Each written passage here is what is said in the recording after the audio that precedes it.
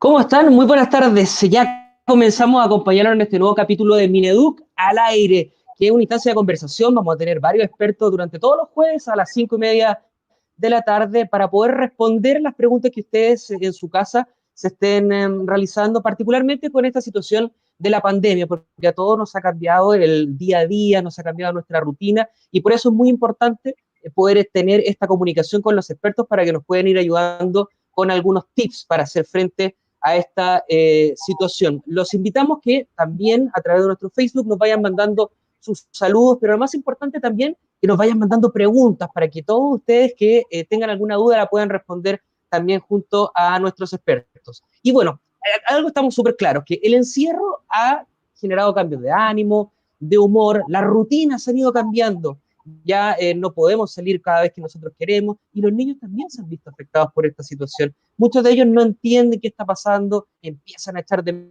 menos a sus abuelos, a sus amigos, a los niños, a los compañeros de jardín, por ejemplo.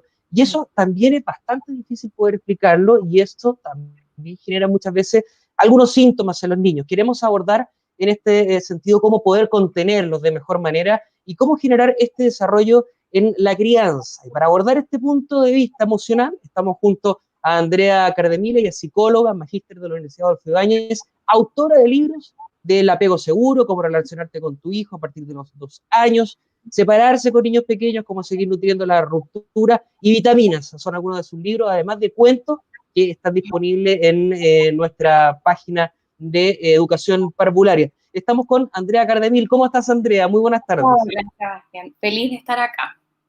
Bueno, me encanta el programa que están haciendo. Bueno, nos hemos dado cuenta que se ha ido generando este cambio en las rutinas que hemos tenido durante ya aproximadamente, bueno, desde marzo. ¿Cómo esto está afectando finalmente a los niños?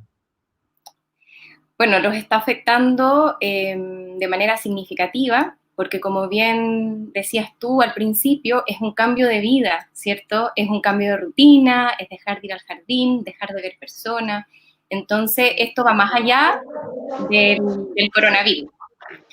Y lo que se está viendo es que los niños están ansiosos, ya están con más apetito, con muchos miedos, estar solo en la pieza, ya con necesidad de estar más apegados a los papás, están más demandantes, ¿ya? El 70% de los niños está más demandante, así que para que los papás que están escuchando puedan ver que es normal que su hijo quiera estar más cerca de ellos y esté demandando más su atención, porque al estar más ansioso, ¿cierto? Con todo lo que está pasando, estar cerca de ellos les da seguridad.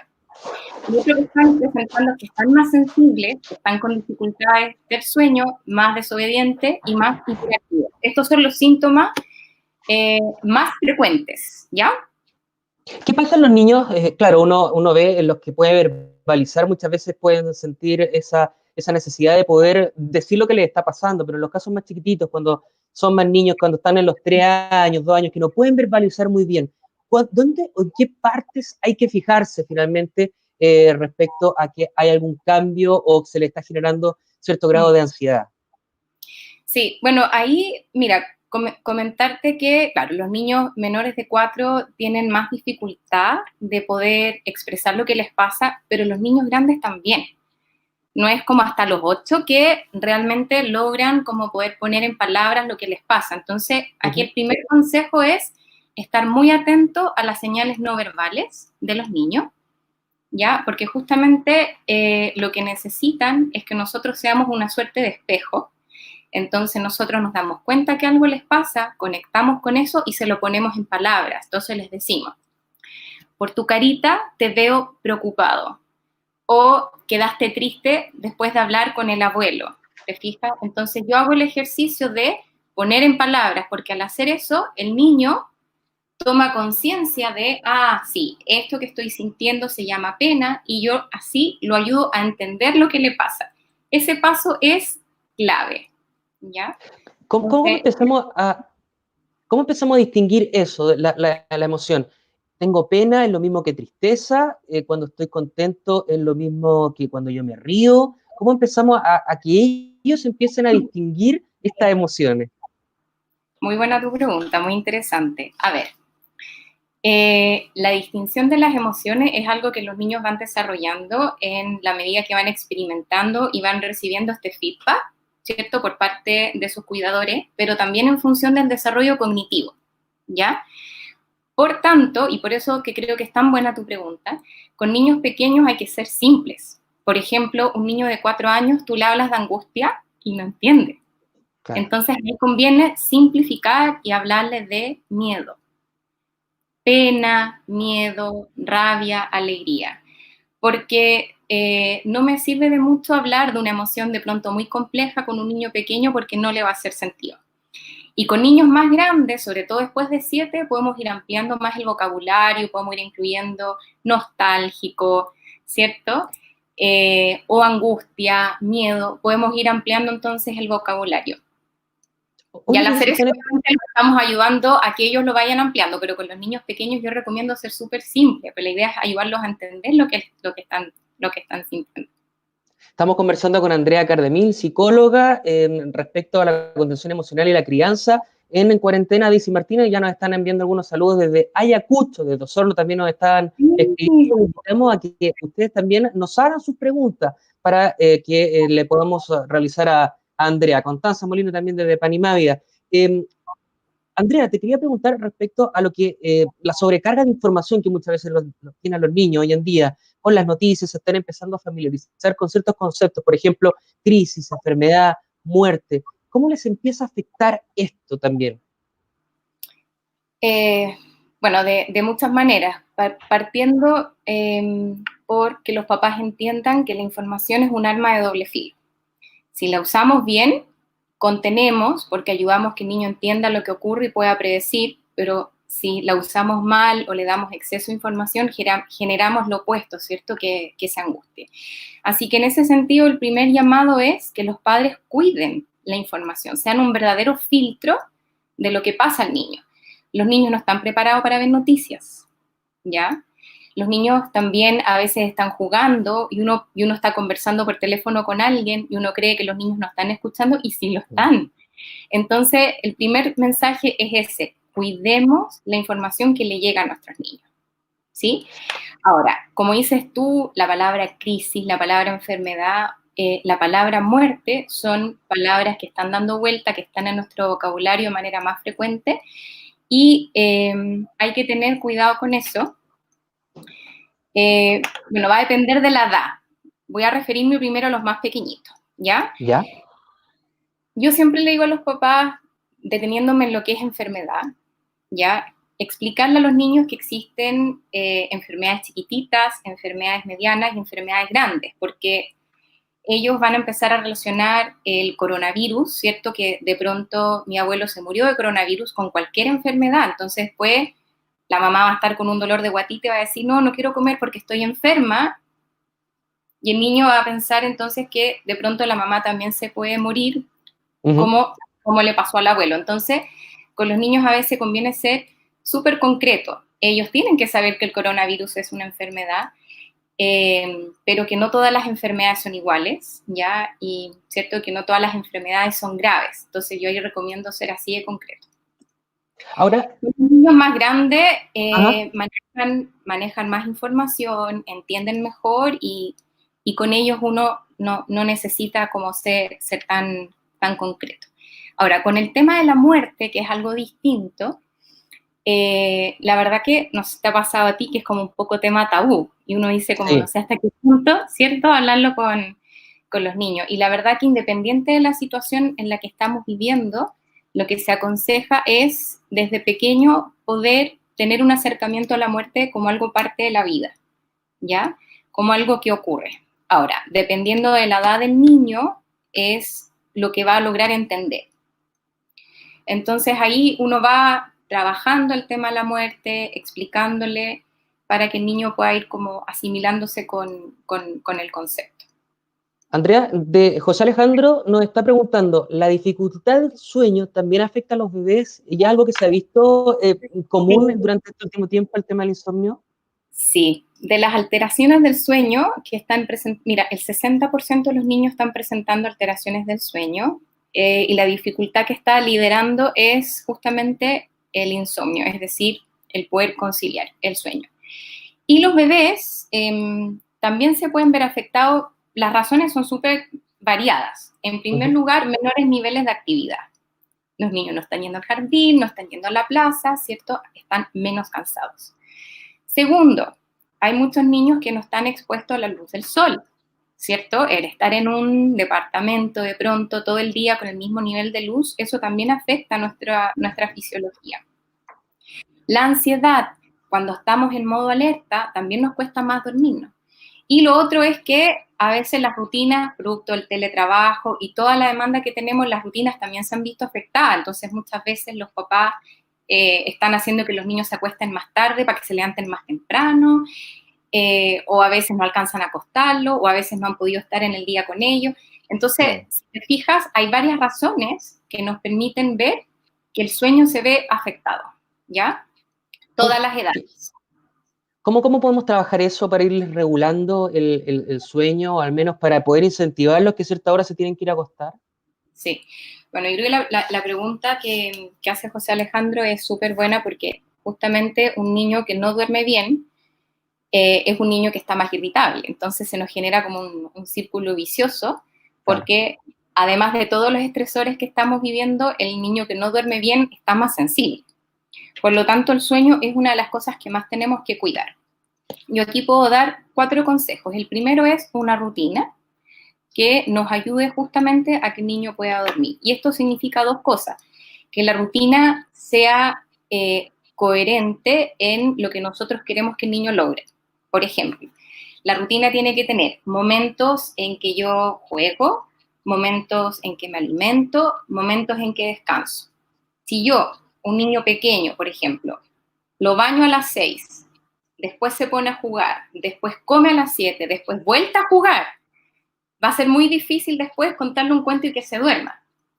Ahí nada de la rutina me está marcando el fin del día y como el fin del tramo juego y el comienzo del tramo descanso. Entonces ahí una buena rutina podría ser yo como y después de comer ya no vuelvo a jugar. Después me baño, pijama, cuento. Entonces si tú te fijas, hay un orden que me lleva a dormir, que me lleva a que mis niveles de actividad vayan bajando. Y además, se recomienda que este orden sea coherente con la luz del día. Claro. ¿Cierto? Porque con los niños pequeños, sobre todo, a las 7 oscurece, y si uno no comienza con este proceso, y ellos siguen y siguen, eso también es contradictorio. El otro consejo es ayudarlos con actividad, que jueguen, ya que corran. Los niños pequeños de pronto no pueden hacer una clase de deporte, pero uno los puede, ¿cierto?, jugar a perseguir, eso sirve mucho. Usar hartos aspectos sensoriales, ir bajando la luz, cantarles, el masaje, música. Yo he visto que ha ayudado a muchos niños, incluso olores, todo eso puede ayudar. Y lo último, que es muy importante, es que se sientan seguros. Y aquí te quería preguntar... Muchos papás me dicen como, es que yo quiero que se duerma solo. Ajá. ¿Te fijas? Y los niños, el momento de mayor vulnerabilidad es ese, justamente, el momento de quedarse dormido. Y necesitan que los apapachemos, sobre todo con lo que estamos viviendo hoy, necesitan más. Y los papás de pronto no les están dando esa seguridad porque quieren que se duerman solos, ¿ya? Entonces, eso es clave, ¿ya? ¿Y qué hacemos con el punto del sobreapego? Porque me imagino que muchos niños durante este tiempo que han visto a los papás en la casa dicen, bueno, ahora aprovechemos, los tenemos encima, no nos dejan trabajar, papá todo el día, mamá, no nos dejan tranquilos, o sea, nos abrazan. ¿Qué hacemos con eso? Sí, bueno, a ver, lo primero es que de pronto hay una confusión con la palabra de lo que es el apego y con el sobreapego. A ver, que el apego es tan simple como la necesidad de contención ante el estrés, ¿ya? Entonces, cuando yo estoy estresado, yo necesito estar cerca de la persona que me da seguridad, ¿ya? Ese es el apego. Entonces, ¿qué ocurre? Que lo más normal es que los niños quieran estar cerca de sus papás si están viviendo cambios, periodos de incertidumbre o si están ansiosos, porque obviamente que al estar más estresados necesitan estar más pegados a los papás para sentirse seguros. ¿Y qué es lo que ocurre ahí? que ellos nos buscan, ¿cierto? Y si nosotros les damos la seguridad que están buscando en ese momento, el contacto, la atención y la conexión, ellos quedan llenitos, se tranquilizan y pueden volver a explorar o a distanciarse. Entonces, al final, ese pegoteo, que se puede confundir como sobreapego, es justamente lo que los va a ayudar a sentirse tranquilos y poder retomar la distancia. Si yo estoy así, ¿cierto?, tratando de que no estén encima mío y tratando de que sean autónomos, no estoy satisfaciendo esa necesidad de protección y lo que va a ocurrir es que el estrés va a aumentar y también la demanda y van a empezar a buscar nuestra atención de manera disruptiva. Entonces hay que tener cuidado ahí porque yo Claro. le puse el nombre como el círculo vicioso de la cuarentena, porque Ajá. también los papás estamos trabajando, entonces también cuesta poder apapacharlo y estar con ellos cada vez que nos piden. Sí, po. Entonces, ahí eso ha sido súper complicado en estos tiempos. Estamos conversando con Andrea Cardemil, ella es psicóloga, magíster de la Universidad Adolfo Ibáñez, respecto a la contención emocional, bien digo, y crianza en cuarentena. Constanza quizás nos pregunta, ¿cómo trabajar la motivación en los más pequeñitos acerca de las actividades del colegio? Ya, hoy las preguntas han estado todas muy, muy buenas. Bueno, el tema de colegio es un temazo y obviamente que también la respuesta depende de la edad del niño, así que ahora me voy a centrar en los más pequeñitos en función de la pregunta de Constanza. Lo primero que tenemos que tener en cuenta es que en este minuto lo más importante es el bienestar emocional de los niños, ¿ya? Y que por tanto el colegio y el aprendizaje queda secundario a eso. Por lo tanto, si nuestro hijo anda contento y lo que el colegio nos brinda ayuda y mi hijo se conecta, maravilloso. Pero si el colegio se convierte en un estrés, entonces ahí lo que tiene que primar es el bienestar del niño, ¿ya? Que no sea una batalla. Teniendo eso en cuenta, hay que entender también que los niños tienen periodos de atención muy cortitos y que online son aún más cortitos. El aprendizaje de los niños pequeños es vincular y experiencial. Entonces, está pasando mucho que los papás quieren que el colegio esté como toda la mañana con los niños pequeños para que ellos puedan trabajar y eso es algo que no puede ocurrir porque los niños necesitan hacer cosas con alguien, ¿te fijas? Claro. Entonces, cuando nosotros entendemos cómo aprenden los niños, que sus periodos de concentración son tan cortitos, podemos entender que tenerlos conectados mucho tiempo, en verdad, no es adecuado, ¿ya? Entonces, ahí, teniendo como todo eso en cuenta, yo le podría decir a la mamá que le puede ayudarla a tener una rutina donde el niño se despierte, se vista para partir el día y se conecte y que esté ahí lo que pueda. Cuando ya no pueda más, mamá apaga la pantalla y nada más.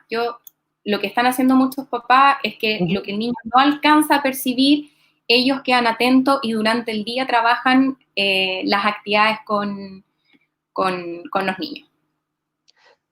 Andrea, quiero llevarte nuevamente el tema de la sensación de incertidumbre. Tú me decías, más rutina, eso también genera certeza en los niños de tener su día a día, de tener su horario bien establecido.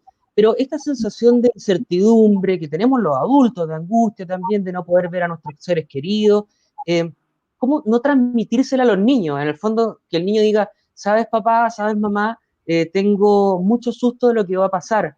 Y que uno no le tenga que decir, pucha, yo también no tengo idea de lo que va a pasar. ¿Cómo manejarlo desde ese punto de vista para darles certeza y tranquilidad a los niños? Bueno,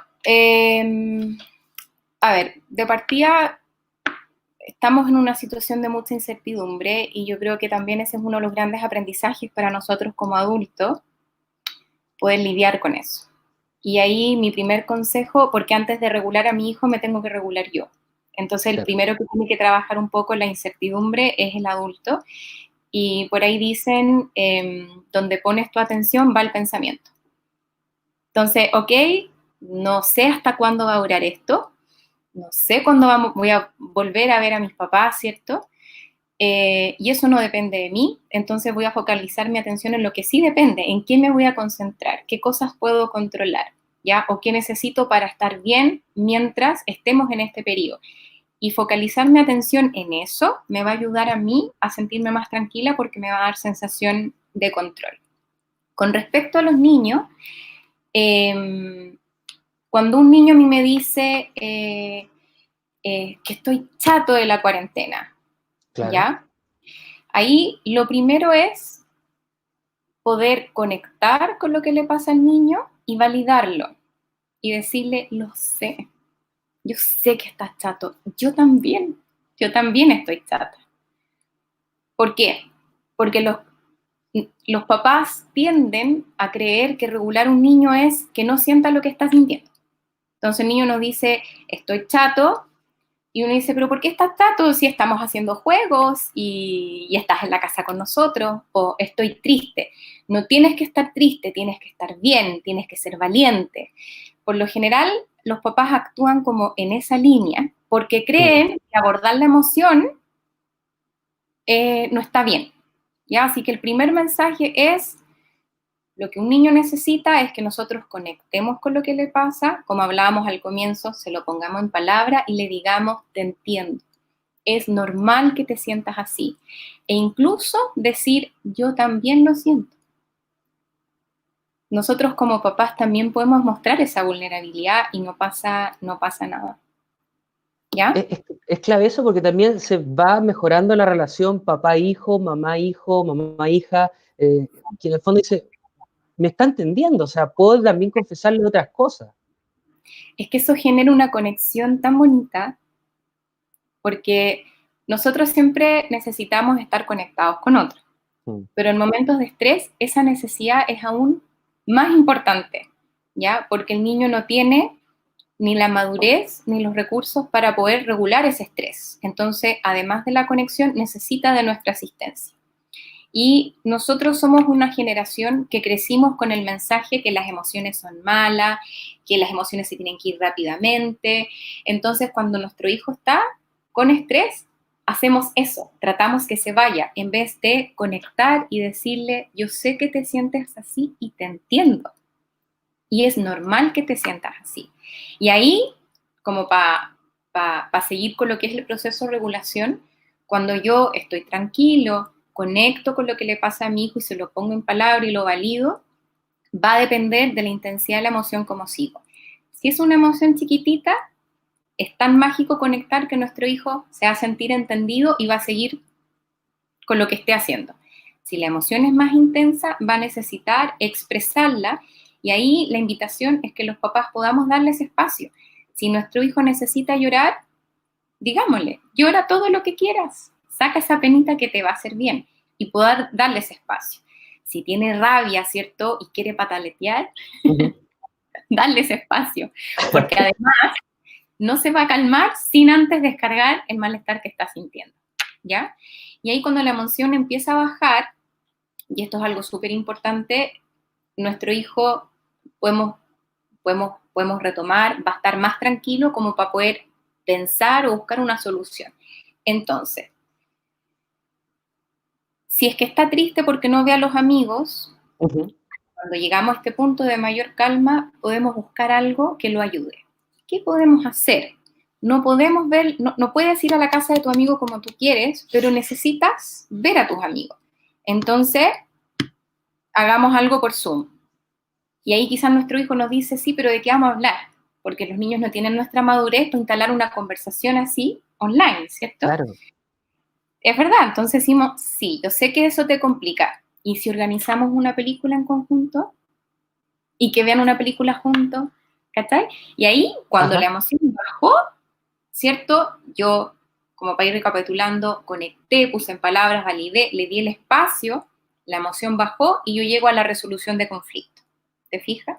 Perfecto. Que es muy distinto a decirle, pero no estés triste, si está todo bien, o tienes que ser valiente, o no des problema. Espero que los papás estén tomando nota de esto, porque la verdad que están muy buenos los tips. Estamos conversando con Andrea Cardemil, psicóloga, y Constanza Molina nos pregunta, soy profesora jefe de un octavo básico, ¿y cómo contener a estudiantes ya de 13, 14 años? Están entrando en una etapa que incluso es compleja, autodescubrimiento, de sentirse también un poco más independiente, en esto que se conoce como la adolescencia. ¿Cómo abordarlo en ese sentido? Porque también estos jóvenes muchas veces se van, como decimos popularmente, se van para adentro. Sí. Bueno, ahí el proceso de regulación es el mismo, ya que es estar nosotros tranquilos, ya para poder generar la calma que necesita el niño y poder conectar con lo que le pasa y ponerle en palabra. Lo que pasa es que con el adolescente, que te va conversando mucho, ¿cierto? Pensemos en el que te habla, después nos vamos Ajá. al más ¿En qué nos callado. habla? Claro. Es que pasa esto y que pasa esto otro, ¿cierto? Entonces nosotros lo escuchamos y vamos devolviéndole. Sí, yo sé que eso te da rabia, yo sé que eso es súper importante para ti, te entiendo y lo escucho, ¿ya? Y cuando la emoción baja, ahí ofrecemos una solución o una explicación. Por lo general, los adultos, no solamente los profesores, sino que los papás en general, somos muy de ofrecer una solución al tiro. Entonces nuestro adolescente nos dice lo que le pasa y nosotros al tiro le decimos, pero haz esto. ¿Y qué nos dicen? Es que tú no me entiendes. Es que estás Claro. viendo las cosas muy negativas, es que tú no me entiendes y eso los irrita más y el estrés en vez de bajar aumenta. Entonces, cuando nosotros nos damos el espacio de escuchar y hacer este ejercicio de ir devolviéndole, ¿ya? Se sienten entendidos y cuando la emoción baja es ahí que yo puedo dar la solución, es ahí que yo lo puedo ayudar a flexibilizar, a ver el punto de otra persona o lo que sea que yo necesite hacer, ¿ya? Eso es súper importante. Y otra cosa que ocurre harto con los adolescentes y que les va a ayudar mucho es que a veces los papás se quedan en el contenido de lo que el niño dice y no en la emoción. Por ejemplo, es que tú eres la mamá más injusta del mundo, por decir algo. Claro. Entonces la mamá empieza, pero ¿cómo me dices eso? Yo no soy injusta, yo trato de ser justa. Nos quedamos en el contenido y con eso lo único que hacemos es echar carbón al Más fuego. leña al fuego, claro. En vez de decirle, te veo que estás muy enojado, sé que te molestó mucho lo que te dije, el reflejo de la emoción, porque mientras la emoción está en curso, nuestro hijo no va a razonar. Entonces conviene conectar, darle ese espacio y después le podemos decir, yo entiendo que pienses eso, no es mi intención ser así, me gustaría poder explicarte mi punto de vista. Después viene eso otro, yo no digo que esté mal, digo que el timing como que no es adecuado. Y en el caso del adolescente que les cuesta un poco más hablar, de partida tenemos que entender que hay veces en que el niño necesita estar solo. Ya las personalidades más introvertidas, antes de poder hablar, necesitan decantar solos. Eso también, no solo los adolescentes, ojo, también hay muchos adultos que necesitan eso antes de poder hablar. Y darle espacio.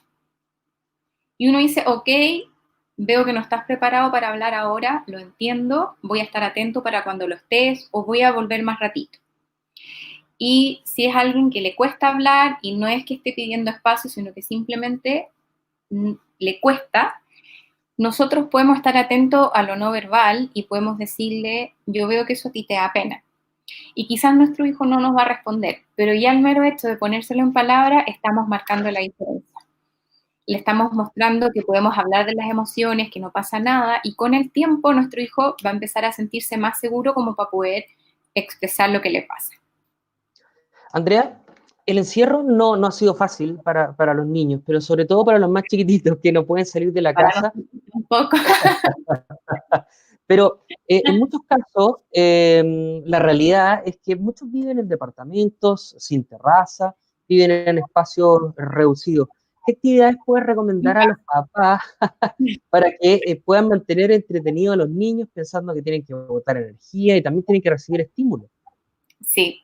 Bueno, partamos por que no todos los niños tienen los mismos niveles de actividad, porque hay niños que necesitan gastar más energía que otros, cosa que si hay un papá que su hijo no está haciendo mayor ejercicio y está bien, que se quede tranquilo, que no todos los niños Ajá. necesitan lo mismo.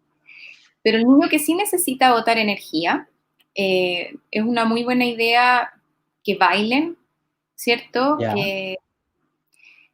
Hay en Instagram hay muchas cuentas que están transmitiendo en vivo eh, ejercicios, baile, y ahí incorporarlo eso dentro de la rutina, como por ejemplo todos los días a las 6 bailamos, ¿ya? Con los niños más pequeños que no van a poder seguir una clase, lo ideal ahí es correr detrás de ellos nomás. Y además es un juego que genera mucha conexión, porque esto de ser perseguido a los niños les encanta, ¿ya? Así que ahí matamos 2 pájaros al tiro, que hace ejercicio y además lo dejamos con la batería, ¿cierto?, afectiva muy, muy llenita. Y eso es lo que se puede hacer: baile, ejercicio, karate, ¿cierto? Hay un montón de actividades dando vueltas. Sí, está en Corremos, YouTube. sí, y corremos las mesas. O sea, yo creo que ahora tenemos que ambientar nuestros espacios un poco a favor de lo que necesitamos. Se corre la mesa de centro, lo que sea que haya, se genera el espacio, ¿cierto?, como para poder hacer estas cosas. Nos queda poquito tiempo, Andrea. Mira, Marta María Tapio nos envía saludos también. Excelente y oportuno los consejos. Clarita, la psicóloga, nos comenta ahí justamente a través de nuestros comentarios en Facebook. Me encantaron todas tus orientaciones. Como madre me servirán mucho. Esperemos que los papás también anoten todos los detalles respecto a esto. El tema de las clases, Andrea, ¿cómo poder generar el espacio para que los niños se puedan enfocar en la clase online y que no pierdan esta concentración? Algo que nos hemos tenido que ir también habituando durante estos últimos meses. Sí. Bueno, lo primero es, ya hablamos de los chiquititos, me voy a ir un poco más de primero para arriba, quizás de 7 para arriba. Lo primero es buscar un lugar en la casa que sea para eso.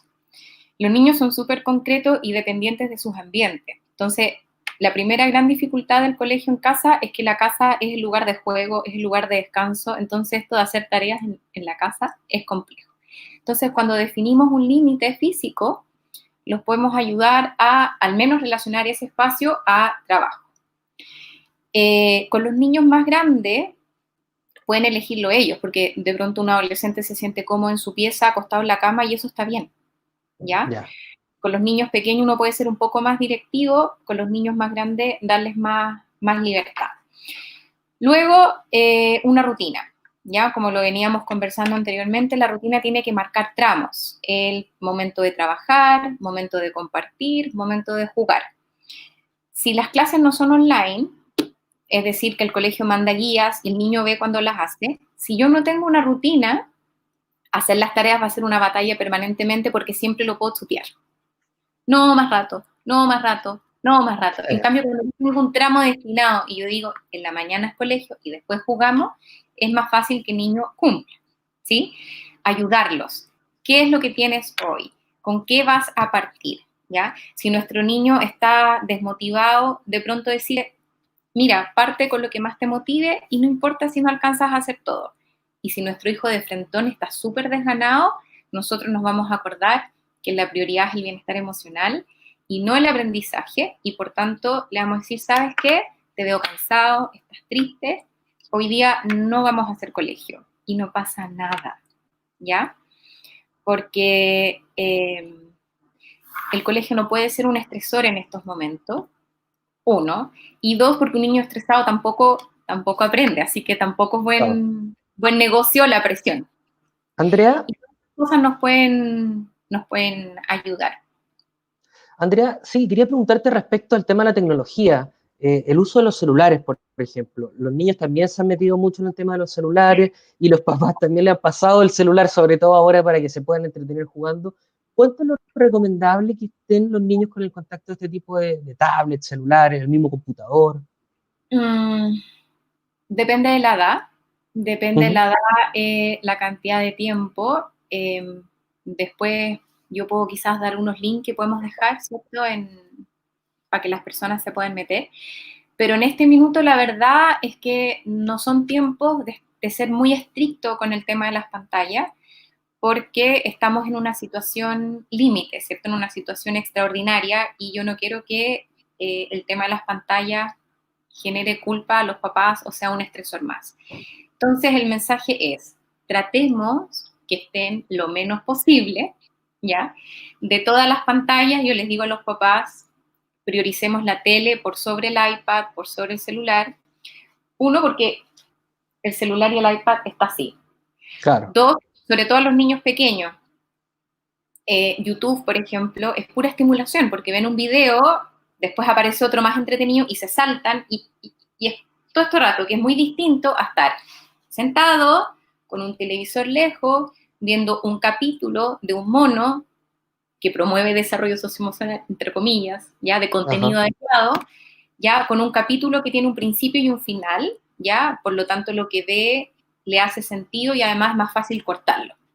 Entonces, también es como, tratemos que estén los menos posible, de pronto dejemos las pantallas para cuando no podamos cuidarlo y tengamos una reunión, y que cuando estemos disponibles no usen pantalla, y de todas las pantallas, elegir la televisión, con programas con contenido adecuado. Ese es el mensaje que yo le puedo dar a los papás. Andrea, tú tienes varios cuentos y varios herramientas que están disponibles en la red para todos los papás. Por ejemplo, en la página de nuestro portal de educación parvularia hay algunos materiales. ¿Dónde los pueden encontrar? Porque también hay muchos tips en estos mismos cuentos. Sí, bueno, yo hice unos cuentos para los niños más pequeños, ya así nace Hibernando, que es la historia de un osito que está hibernando en la cueva con, con su familia y no puede salir Ajá. porque es invierno y hace mucho frío. Y ahí han ido surgiendo otros cuentos más. Voy a mostrar el último, que es Filipo se enoja, ¿ya? Como para que los puedan identificar. Estos cuentos son gratuitos, ¿ya? Están en formato digital y los pueden encontrar en mi página web o meterse a mi Instagram, y ahí también está el link. Andrea Cardemil, mi Instagram, y mi página web es www.andreacardemil.com. Bien fácil. Y ahí se van a Filipo y los descargan de manera gratuita. Bien, por último, muy cortito, muy breve, ¿qué mensaje le podemos entregar a los papás hoy en día que también tienen sobre expectativas respecto a sí mismos en estos momentos? Ser súper papás, ser los mejores contenedores emocionales, a ser los superhéroes en este tiempo que además tienen que afrontar su propia realidad. ¿Qué mensaje le podemos entregar a ellos? A ver, dos mensajes les quiero entregar. En pandemia, el super papá es el papá que hace lo que puede. Ese es el super papá. Yo me siento una verdadera heroína con 3 niños en un departamento, debo decirlo, y estoy haciendo lo Ajá. mejor que puedo, y eso implica equivocarme, implica hacer cosas que normalmente no hago en otros tiempos. Ser super papá hoy es hacer las cosas lo mejor que se pueda dentro de la situación en que uno se encuentra.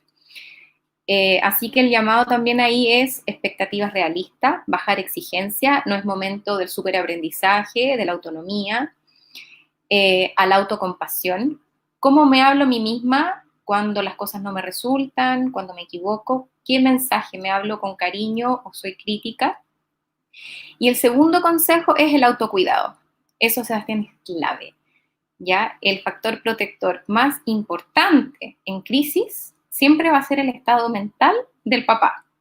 Por lo tanto, mi consejo es que se cuiden y que al cuidarse ellos y tratar de estar tranquilos, sus niños van a estar bien.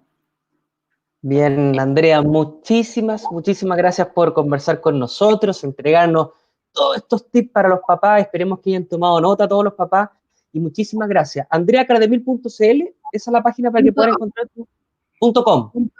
Sí, o mi Instagram, que es Andrea Cardemil, también pueden encontrarlos ahí. Bien, Andrea, muchísimas gracias por conversar con nosotros. Muchísimas gracias también a todos los que nos están viendo a través de nuestra plataforma de Facebook y que nos han entregado sus comentarios. Han sido muy cariñosos también con los saludos, así que los invitamos a que el próximo jueves se conecten nuevamente con nosotros a la misma hora, a las 5:30, porque queremos hacer esto de manera habitual, de poder entregarles tips, herramientas durante este tiempo de pandemia y cómo poder enfrentar de mejor manera el trabajo socioemocional de los niños, el tema del aprendizaje que es tan importante. Si llegó tarde al Facebook Live, no se preocupe porque en la página del Mineduc del Facebook, ahí también está, va a quedar este link para que usted lo pueda revisar en completo. Así que, Andrea, muchísimas gracias y nos veremos en otra oportunidad. Que esté muy bien. Chao, Sebastián. Chao a todos.